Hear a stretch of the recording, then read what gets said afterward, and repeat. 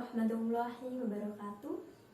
Perkenalkan, nama saya Wasinatul Rahmah dengan NPM 1901011168. Baik, jadi di sini saya akan membawakan cerita tentang Curai si ahli ibadah. Dan saya di sini tidak sendirian. Saya ditemani oleh Miki. Halo semuanya, perkenalkan nama saya Miki. Sebuah kisah Curai si ahli ibadah. Sebuah kisah yang betapa dahsyatnya doa dari seorang ibu dari Abu Hurairah. Dalam sebuah riwayat ada doa-doa yang senantiasa mustajab, langsung didengar oleh Allah Subhanahu wa Ta'ala. Di antaranya adalah doa orang-orang yang dizolimi. Allah dengar sebab ia sedang dizolimi oleh orang lain. Doa dari orang musafir didengar oleh Allah karena dia dalam sebuah perjalanan dan dia seorang diri. Dan doa jelek dari seorang ibu kepada anaknya. Hati-hati dengan doa seorang ibu, hati-hati dengan doa orang tua. Kisah ini menceritakan betapa terbuktinya kalimat-kalimat yang dilontarkan dari seorang ibu kepada anaknya. Ini adalah kisah mengenai seorang ahli ibadah bernama Curai. Pada awalnya, Curai adalah seorang pedagang. Semua bisnisnya itu ia tinggalkan, ia memilih menempuh jalan sufi. Curai membangun sebuah tempat yang dibangun di sebuah bukit, jauh dari keramaian. Ia menyepi dari keramaian dan hiruk pikuk dunia. Kegiatan sehari-harinya beribadah, fokus dan bermunajat kepada Allah. Curai mempunyai seorang ibu yang solehah. Pada suatu ketika sang ibu datang untuk mengunjungi anaknya. Ia rindu pada buah hatinya. Sang ibu pun ingin sekedar berbincang-bincang dengan Curai. Namun pada saat ibu datang, Curai sedang sholat.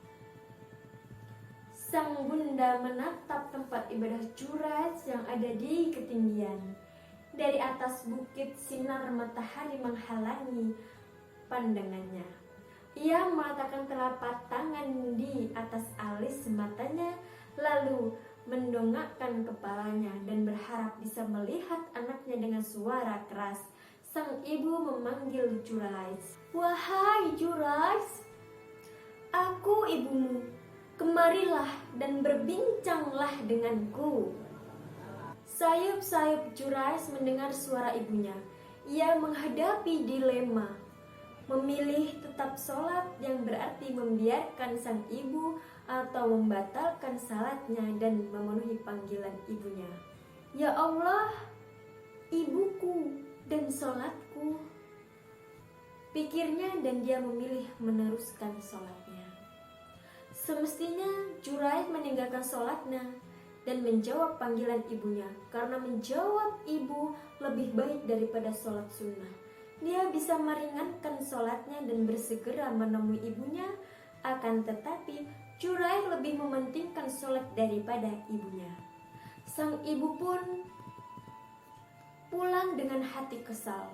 Panggilan yang kedua pun sama, dan panggilan yang ketiga, "Wahai Curai," kata ibunya semakin meninggi karena kesal anaknya ini tak kunjung juga berjumpa dengannya.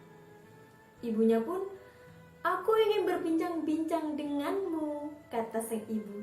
Namun Curai kembali dalam ibadahnya dan mengatakan, "Apa yang harus aku lakukan? Aku harus menghampiri ibuku atau aku sholat lagi?" Dan Curai memilih untuk melanjutkan ibadahnya, melanjutkan sholatnya. Dan apa kata ibu Curai yang kesal ini? Sang ibu mengatakan, "Wahai Curai, aku mendoakanmu bahwa nanti sebelum kau wafat, wajahmu akan dipertontonkan di depan para wanita pezina." Kata ibunya mendoakan keburukan untuk Juraij. Juraij yang mendengar hal tersebut pun merasa kaget dengan kalimat kesal yang dilontarkan sang ibu. Rasulullah SAW bersabda, seandainya dia berdoa agar Juraij terfitnah, niscaya dia akan terfitnah. Jika Allah menghendaki sesuatu, maka ia terjadi dan memudahkan sebab-sebabnya. Di satu sisi, di tempat peribadahan Juraij, pada suatu ketika seorang pelacur datang ke tempat peribadahan Juraij. Pelacur ini amatlah menawan. Di kalangan Bani Israel, pelacur ini sebagai ikon kecantikan dan kemolekan. Kali ini ia bertugas menggoda sang ahli ibadah. Perempuan ini pun merasa tertantang untuk menaklukkan Juraij. Ia merendahkan kesalehan dan ketakwaan lelaki Bani Israel ini. Maklum saja, selama ini tidak ada lelaki yang bisa tahan menghadapi godaannya. Perempuan ini begitu percaya diri dengan kecantikan yang ia miliki. Ia pun berpikir Juraij pasti akan bertekuk lutut kepadanya, sebagaimana laki-laki pada umumnya yang tergila-gila padanya. Orang-orang yang terjerumus ke dalam lumpur kenistaan, mereka mengira bahwa semua manusia adalah seperti yang mereka kenal. Mereka tidak menyangka bahwa di antara manusia terdapat hamba Allah yang menjauhi kenikmatan dunia. Padahal orang seperti itu ada di dunia ini. Di antara mereka adalah Nabiullah Yusuf alaihissalam yang menjadi teladan di bidang ini dan Al-Quran telah menyampaikan kisahnya. Lalu ada Juraij. Perempuan pelacur ini gigih menggodanya, namun ia tidak tergoda dan terus mengkhusyukkan dalam ibadah dalam sholatnya. Seolah-olah dia tidak melihat dan menyaksikan perempuan rupawan itu. Perempuan penggoda ini amat kecewa. Ia marah, kesal, campur aduk. Ia merasa kalah perang. Padahal ia telah berjanji kepada orang-orang yang membicarakan kebaikan Juraij bahwa dirinya bisa menjerumuskan Juraij dalam pelukannya. Sekarang ia pulang tanpa hasil, keinginannya gagal dan impiannya kandas. Dia benar-benar tidak bisa menerima hal ini. Oleh karena itu, perempuan ini membuat makar besar terhadap Juraij. Di tempat peribadahan itu, tidak jauh dari situ, hidup seorang pengembala yang setiap hari didatangi oleh seorang wanita nakal atau wanita pezina. Dan setiap hari mereka melakukan perbuatan yang sangat dibenci oleh Allah Subhanahu wa Ta'ala. Dan ternyata dari hubungan mereka lahirlah seorang anak. Dia mengatakan kepada semua orang bahwa bayi itu sebagai hasil perbuatan Juraij si ahli ibadah. Orang-orang kaget bukan kepala. Mereka langsung memvonis bahwa selama ini Juraij orang yang munafik. Ia beribadah secara dusta, kebaikannya hanyalah sekedar pemanis yang palsu. Mereka menganggap Juraij hanyalah serigala berbulu domba atau musang berbulu ayam untuk menipu orang-orang bodoh. Hal ini pun diadukan oleh raja, dan betapa murkanya sang raja ada sepasang laki-laki dan perempuan memiliki anak tanpa adanya pernikahan. Dan akhirnya sang raja memanggil wanita pezina tersebut berikut anaknya. Dan raja yang murka tersebut bertanya kepada wanita tersebut, "Wahai wanita, siapa ayah dari anak ini? Katakan padaku." Dan wanita pezina tersebut mengatakan dengan lantang dan penuh kedustaan, mengucapkan, "Ayah bayi ini adalah Juraij, wahai raja." Maka betapa murkanya sang raja.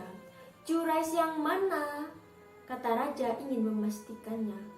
Wanita tersebut mengatakan, "Juraij yang kau katakan sebagai ahli ibadah itu, raja.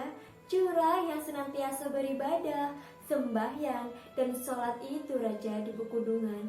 Dia adalah ayah dari anak bayiku, raja," kata sang wanita ini. Kemudian sang raja pun mengatakan ke rakyatnya, "Silahkan kalian semua menghancurkan tempat peribadahan Juraij," katanya ahli ibadah. "Kok malah berbuat seperti itu?" kata sang raja dengan murka. Maka pengawal dan penduduk desa berbondong-bondong mendatangi Jurai dengan kemarahan yang memuncak di hati dan pembuluh darah mereka. Mereka meminta Jurai turun dan meninggalkan ibadah dusta yang ditampakkannya. Tetapi Jurai tidak mengharaukan panggilan mereka karena dia terus larut dalam ibadah dan sholatnya. Pada saat itu, kapak-kapak dan sekop-sekop mereka bekerja menghancurkan tempat peribadahan. Dan luluh lantahlah tempat peribadahan itu. Melihat itu, Jurai pun turun untuk menemui mereka. Akibatnya, mereka meneriaki dan memukulinya. Ketika Jurai bertanya tentang alasan kemarahannya, mereka mengatakan perbuatan Jurai. Mereka meminta agar Jurai bertanya kepada perempuan yang membawa bayi merah itu. Jurai tersenyum mendengar ucapan mereka. Dia benar dalam ibadahnya, jujur dalam istiqomahnya, dan dia yakin tidak melakukan seperti tuduhan mereka. Tuduhan wanita itu hanyalah dusta yang terbuka. Jurai meminta kepada orang-orang yang marah agar memberinya waktu untuk berwudu dan sholat. Selesai sholat, dia mendatangi bocah yang baru lahir. Jurai menusuk perut sambil bertanya, "Wahai bayi, siapakah ayah darimu? Siapakah ayahmu sebenarnya?" Apakah bayi itu bisa berbicara? Ya, bayi itu berbicara dengan suara yang terdengar, ucapan yang jelas dan dipahami. Bayi itu menjawab, "Ayahku adalah seorang pengembala." Betapa kagetnya orang-orang di situ melihat ada seorang bayi yang dapat berbicara. Begitulah dengan raja, dan raja pun akhirnya setelah melihat bayi tersebut dan menatap ke arah Jurai, memohon maaf sebesar-besarnya pada Jurai karena telah melakukan perbuatan ketidakadilan. Orang-orang menyadari besarnya kejahatan mereka terhadap seorang hamba saleh. Mereka mengetahui bahwa Jurai tidak termasuk dalam deretan orang-orang yang mereka duga. Jurai bukan penjilat dan bukan penipu. Dia benar-benar dalam ibadah dan kesalehannya, dan bahwa wanita inilah yang telah berdusta dengan menuduh Jurai. Mereka menyadari bahwa mereka telah terburu-buru mempercayai tuduhan itu. Sebagaimana mereka telah gegabah memukuli Jurai dan merobohkan tempat peribadahan, orang-orang yang bertindak itu mencoba menebus kesalahan mereka pada Jurai. Maka sang raja mengatakan, "Jurai, apa yang kau inginkan? Apa kau ingin tempat ibadahmu dibangun dengan emas?" Apa kata Jurai? "Tidak perlu, wahai raja. Aku tidak perlu itu. Apakah kau ingin ibadahmu dibangun dengan perak?" "Tidak perlu, wahai raja, tidak perlu." "Lalu apa yang kau inginkan?" Jurai tersenyum dan mengatakan, "Bangunkan saja seperti semula." Lihatlah zuhudnya Jurai. Dan raja pun tetap penasaran. "Kenapa engkau dari tadi senantiasa tersenyum, Jurai? Dari tempat peribadahanmu sampai dipertemukan denganku, kau senantiasa tersenyum." Apa kata Jurai? "Wahai raja, aku teringat dengan doa yang diucapkan oleh ibuku. Ibuku berdoa, tidak akan wafat sebelum wajahku dipertontonkan oleh para wanita pezina. Dan inilah doa yang didengar oleh Allah." Lihat kisah Jurai mendatangkan pembelajaran yang luar biasa terhadap kita. Hati-hati dengan doa dari orang tua, terutama doa dari seorang ibu. Setiap perkataan adalah doa, maka senantiasa meminta hal yang baik-baik, termasuk doa yang baik dari ibumu. Karena ketika ibumu kesal, ibumu marah kepadamu, mengeluarkan kalimat-kalimat buruk, maka akan sengsaralah hidupmu. Berbuatlah baik kepada orang tua sayang padamu dan mendoakan hal-hal yang baik untukmu, insya Allah. Baiklah, itu yang dapat saya sampaikan dan Miki sampaikan. Semoga kita semua dapat mengambil pelajaran dari kejadian Jurais. Apabila ada salah kata dalam menyampaikan, saya mohon maaf. Saya akhiri. Wassalamualaikum warahmatullahi wabarakatuh.